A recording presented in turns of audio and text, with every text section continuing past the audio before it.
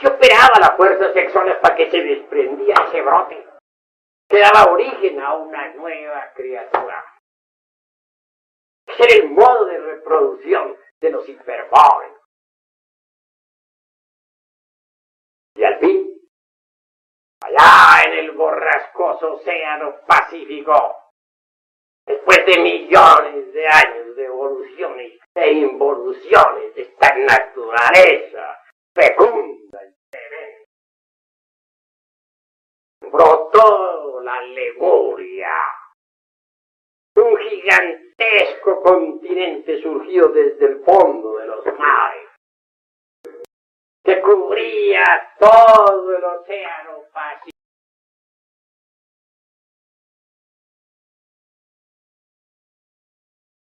Fue en aquella época cuando la raza humana por primera vez se asentó sobre la costra dura de la Tierra.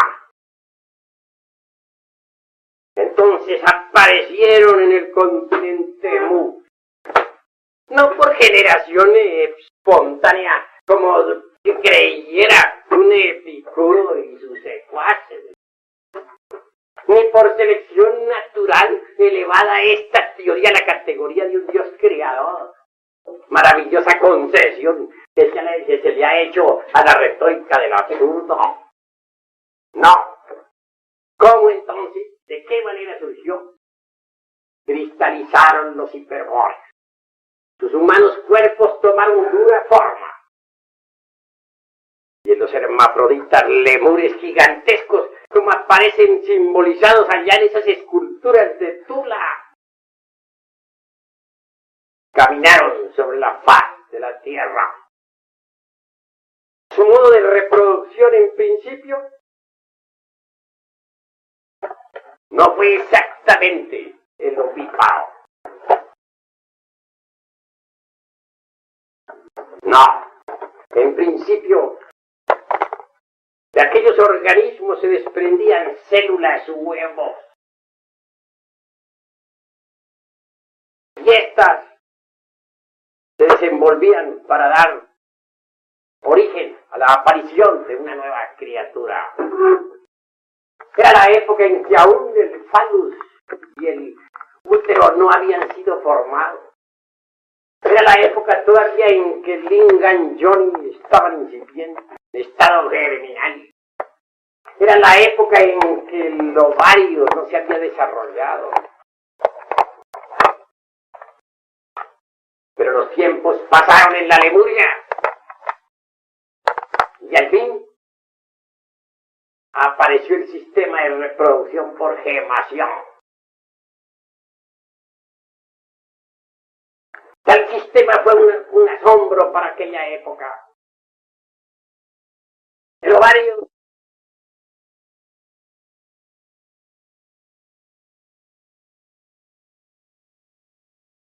de una célula fecundante, es decir, de un zoospermo.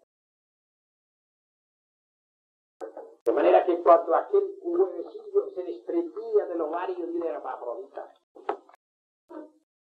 ya iba fecundado previamente. Así que al venir a la existencia, un huevo se abría después de cierto tiempo de fecundación. Desde allí salía una nueva criatura.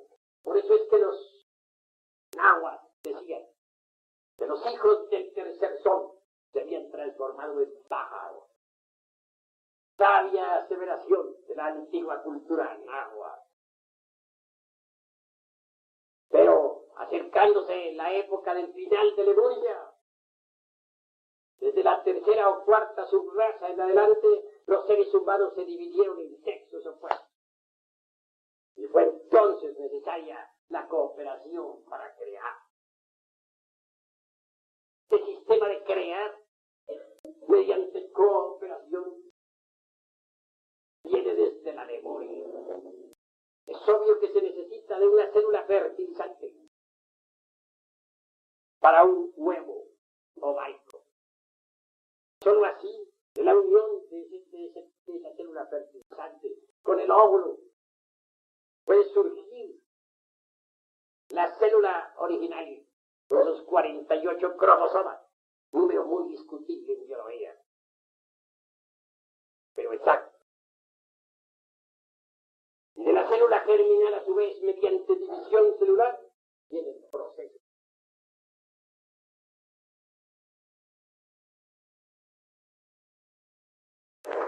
Y de la célula germinal, a su vez, mediante división celular, viene el proceso del feto, la gestación.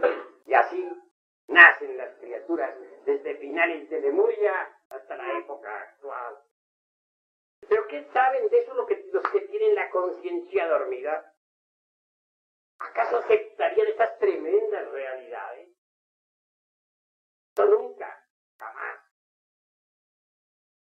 Ellos prefieren pensar en ese simple moluscoide allá, de los vertebrados más incipientes, desarrollándose a través del tiempo, mediante procesos selectivos extraordinarios, pasando por distintas variaciones de acuerdo con la selección de las especies, hasta que al fin aparece el noépitecoide con sus famosos 3 hijos bastardos. ¿Creen ustedes que una teoría así, fundada en meras inquietudes de sabiondo, podría tener la consistencia, la fuerza de la experiencia de un hombre consciente? Es obvio que no. Y que en realidad, de verdad, mientras uno no despierte la conciencia, no puede saber nada sobre el origen del hombre, nada sobre el origen de la vida, nada sobre lo que es, ha sido y será. El dogma de la evolución de Darwin se tragó a mucha gente, a muchísima. Se habla de que el germen viene por experiencia. Del germen se desarrolla la planta y que de la planta evolucionando aparece el fruto.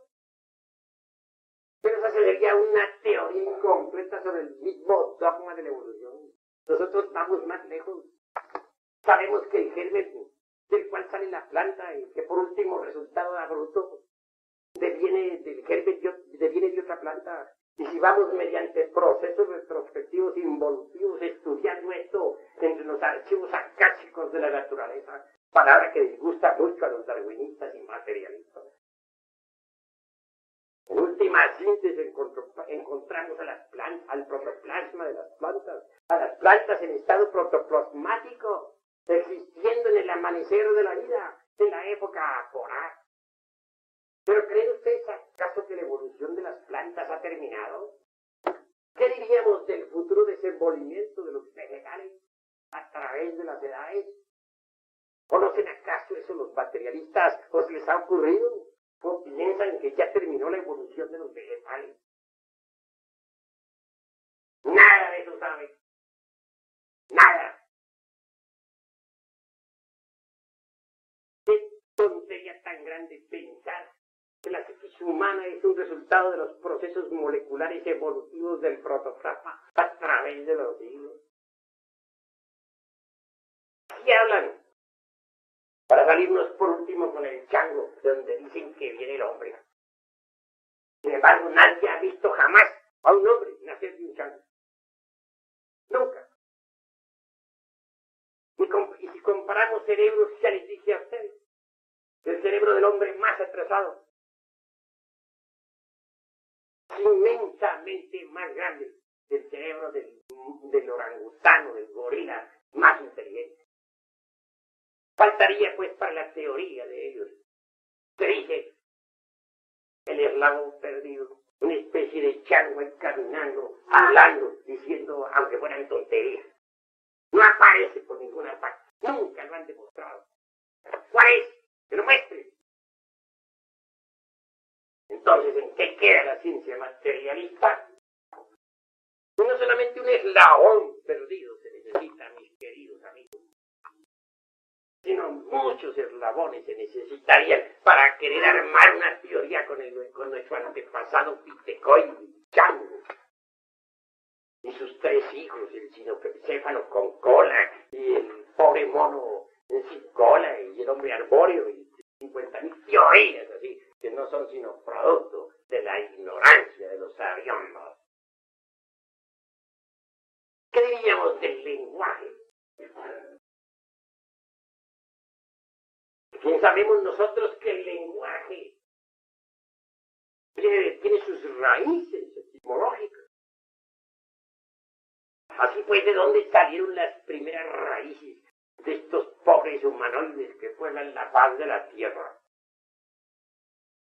De los hombres de las grutas de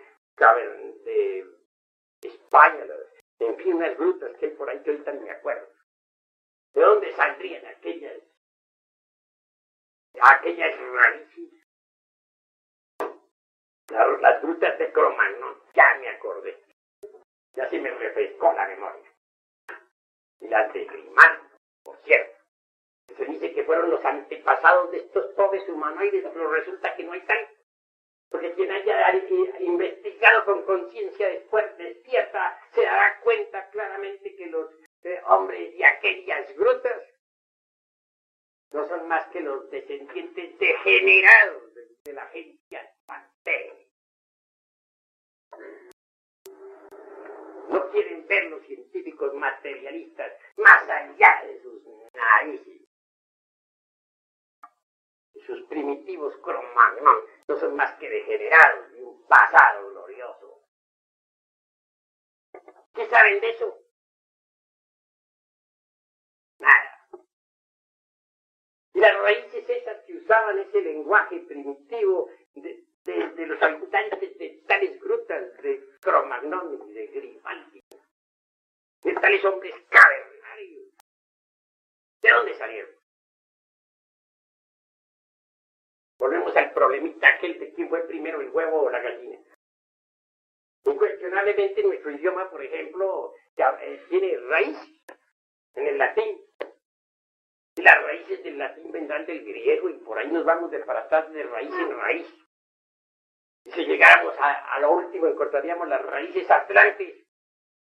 ¿Pero de dónde salieron las atlantes? Ahí está el problema, de Lemuria. ¿Y la Lemuria de dónde salió? Pero los señores aquellos saben más, son tan sabios que no aceptan a la Lemuria ni a la Atlántida. Para ellos la Atlántida de Platón es un mito. Y sin embargo quieren decirnos que el hombre viene del chango. Pero llegamos a la cuestión de las raíces. ¿De dónde salieron las raíces de todos los idiomas actuales? ¿El chango? ¿Y el chango de dónde la sacó? ¿Y otro chango? Y si otro chango no existía, ¿de dónde salieron? Ese es un problema que lo evade mucho la ciencia materialista. Ella no quiere saber nada sobre la cuestión del lenguaje. Nada. Existen los aglutinantes, sí, que esas raíces que se organizan de forma de juxtaposición.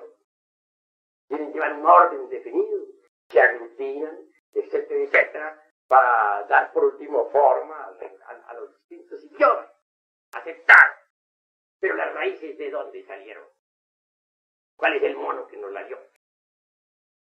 Que aparezca ese chango, que no lo muestren, que no lo afirmen, sino que no lo presenten.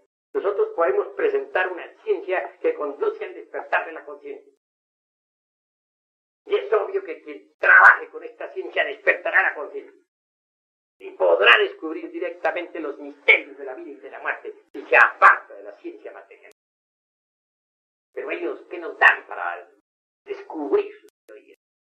¿Cuáles son sus métodos, sus técnicas? ¿Dónde están? ¿Dónde está el famoso Pitecoide y sus secuaces? ¿Dónde está el eslabón perdido? Amigos, ha llegado la hora de trabajar en el despertar de la conciencia. Ha llegado el instante en que debemos independizarnos de los materialistas. Ha llegado el instante en que nosotros debemos, en verdad, cambiar radicalmente. Aquí les vamos a entregar la ciencia para que ustedes despierten, para que se conviertan en verdaderos sabios en el sentido más trascendental de la palabra, en verdaderos iluminados.